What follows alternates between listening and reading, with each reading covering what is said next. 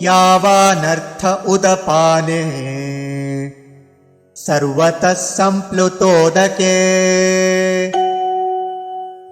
तावान् सर्वेषु वेदेषु ब्राह्मणस्य विजानतः।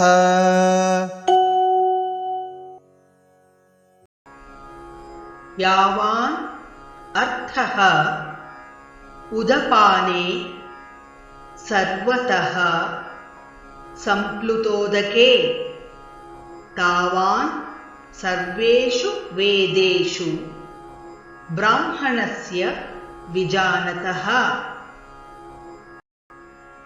यावानर्थ उदपाने सर्वतः सम्प्लुतोदके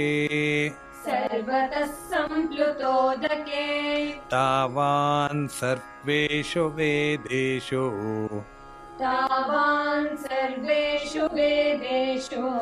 ब्राह्मणस्य विजानतः।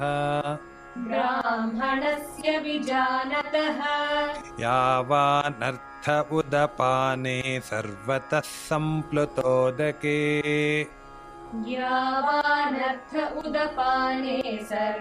सम्प्लुतोदके तावान् सर्वेषु वेदेषु ब्राह्मणस्य विजानतः।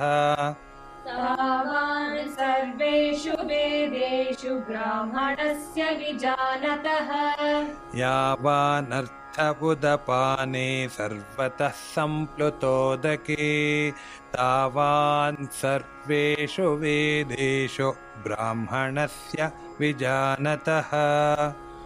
यावानर्थ उदपाने सर्वतः सम्प्लुतोदके तावान् सर्वेषु वेदेषु ब्राह्मणस्य विजानतः।